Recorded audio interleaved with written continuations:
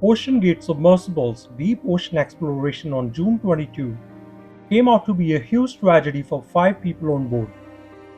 The group boarded the Titan Submersible and were later announced dead, giving the families a lifetime shock. However, the discovery has now raised much bigger questions. What actually happened down there, and what could have been done to avoid this? Will this mystery be ever solved? And what is the future of such explorations? Watch the full video to get answers to some of these questions. Let's have a look at the timeline of events. On June 16, the expedition sets off from Newfoundland, Canada. Next day, British billionaire Hamish Harding posts on Facebook, "Due to the worst winter in Newfoundland in 40 years, this mission is likely to be the first and only manned mission to the Titanic in 2023. A weather window has just opened up and we are going to attempt a dive tomorrow." On 18 June at 8 a.m., the submersible starts a 2-hour descent to the Titanic wreck, nearly 3,800 meters down. Same day at 5:40 p.m., US Coast Guard receives report about an overdue submersible. Next day, US and Canadian ships and planes were conducting the search. On June 20th, Canadian Lockheed P-3 Orion aircraft, which is equipped with gear-to-trace submersibles, detects sounds over several hours. On 22nd morning, the US Coast Guard say a debris field was discovered within the search area by a remotely operated vehicle near the Titanic wreck. And finally at 4 p.m., US Coast Guard announced that 5 crew members aboard the submersible Titan were probably killed instantly in a catastrophic implosion. As per experts, it was a probable catastrophic implosion. So what it is and what could have caused it? The vessel was 3,800 meters below sea level, and at this level the weight of water over it would have been equivalent to that of Eiffel Tower. When a submersible hull collapses, it moves inward at a speed of 1,500 miles per hour.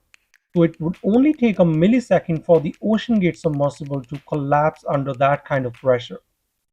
Also, when a hull collapses, the air auto-ignites and an explosion follows the initial rapid implosion.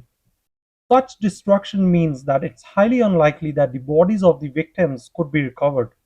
There are other theories as well. A collision with the Titanic wreck could have compromised the vessel's safety, or the equipment failure may have resulted in a fatal accident. So the question is, wasn't the submersible built to survive these conditions? Well, there are many controversies around the safety claims as well. As per experts, there are only 10 submersibles in the world that can go 4,000 or deeper, and all of them are certified except OceanGate. According to New York Times, OceanGate's own director of marine operations once produced a searing report in which he highlighted the potential dangers to passengers of the Titan as the submersible reached extreme depths. The company sued that director over allegation he had shared confidential information. The director David also sued the company for this termination. Titanic movie director James Cameron, who himself had made 33 dives to the shipwreck, had raised concerns about the safety of the vessel in 2018, along with other industry experts. As per him, OceanGate was warned about the hull safety because using carbon fiber was a horrible idea. James said that the company did not go for a rigorous safety certification process because they knew they wouldn't pass. On company's website, OceanGate wrote that the Titan was designed and engineered by OceanGate Inc. in collaboration with experts from NASA, Boeing, and University of Washington. Boeing and University of Washington have denied those claims.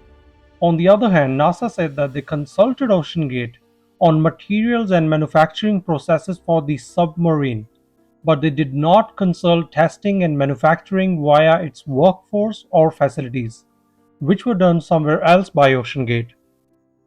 There's a list of people who signed up for the exploration, but later pulled back after finding the safety standards unsatisfactory. Chris Brown signed up with deceased Hamish Harding after a few beers while holidaying. but later pulled back after finding the submersible as shoddy. He also claimed his money back. Many also call the use of a $30 modified video game controller to operate the submersible as bizarre. OceanGate website mentions that Titanic exploration mission specialists can also opt in for roles that they want to fill to assist the mission. This means that passengers can assist the pilot with sub-to-surface communication and tracking. So the question is, can a training before the dive make a passenger expert in handling communication in emergency situation? Well, that's highly unlikely. As we can see, clearly there were many red flags raised against the safety of OceanGate Titan Submersible. So are we going to ever know that what exactly happened in that vessel, or is it going to be an MH370-like mystery? Certainly, in this case, we know more than the MH370 tragedy, but there are a lot of unanswered questions. US Coast Guard is leading the investigation where the goal is to find what could have been done to avoid this tragedy and improving global submersible safety standards in future. Unlike planes, there's no black box in OceanGate Submersible, so one won't get to know the last movements. As per OceanGate, the vessel's hull was equipped with a real-time hull health monitoring system. If it was operating normally, Titan's pilot would have been warned to return to the surface, and the tragedy would have been averted. If the cause of the accident was a hull breach, investigators will want to find out why it failed. The investigators are going to put together the debris and analyze the structure of the pieces of carbon fiber.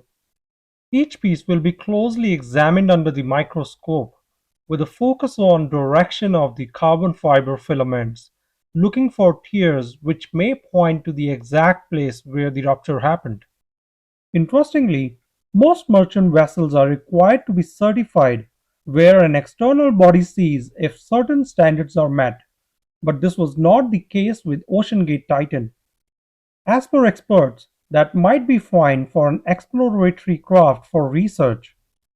But once one starts making money by taking passengers, the situation changes.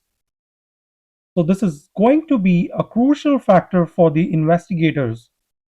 Additionally, after each dive, the vessel would have compressed due to extreme pressure. It would have got smaller and returned to its original size on its return. Investigators would check if there was a process in place to scan the vessel after each dive. For example, finding if the vessel was checked with ultrasonic scans or X-rays for microscopic defects. Will the investigators ever get to know about the sub-to-surface level communication, that what happened in the last minutes before the implosion? Having known about the equipment quality concerns, will the investigators ever learn about the in-depth truth? Well, there is a possibility that we'll never get to know the complete truth ever. So what's the future of underwater tourism? It is not very popular but is on the rise. There are submarine companies that are asking visitors to take away not only an enjoyable experience but vital knowledge and awareness about oceans getting polluted.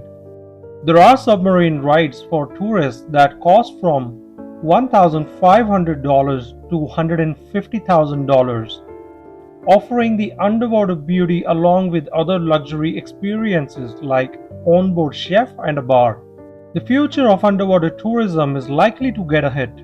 But on the brighter side, this might bring some strict global safety standards so that no other family go through such tragedy. Also, the deep sea tourism enthusiasts will now ask these companies the right questions before signing up for such adventures. Thanks for watching this video.